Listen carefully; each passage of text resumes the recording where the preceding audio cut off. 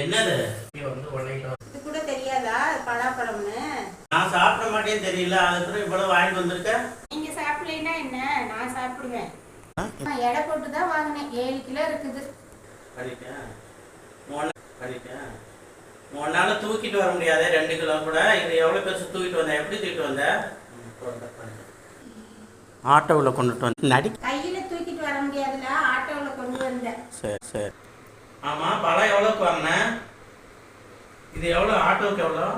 ஆட்டோவுக்கு 80 ரூபா, பழம் 150 ரூபா. அடிப்பாவி, 100 ரூபா 150 ரூபா பழத்துக்கு 100 ரூபாய்க்கு ஆட்டோவுக்கு கொடுத்து கொண்டுட்டு வந்தா நல்லா இல்லை.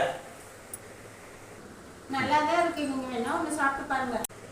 பொண்ணு நான் வரதுக்குள்ள இதெல்லாம் சாப்பிட்டு முடிச்சோன்னு நீ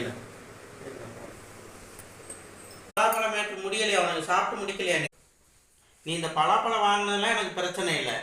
ஆட்டோவுக்கு 100 ரூபா கொடுத்தா பாரு, அதுதான் எனக்கு பிரச்சனை. அங்கே பாரு, நஷ்டம் எனக்கு.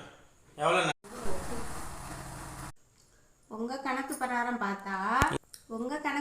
பார்த்தா பலாப்பழம் சாப்பிட்டாலும் சரி, தங்க புஷ்பம் சாப்பிட்டாலும் சரி, ஆட்டோவில் வந்தாலும் சரி, ஏரோப்ளேனில் வந்தாலும் சரி, குடிசையில் வாழ்ந்தாலும் சரி, கோபுரத்தில் வாழ்ந்தாலும் சரி, மனுஷனாக பிறந்ததே வேஸ்ட்டு தானே.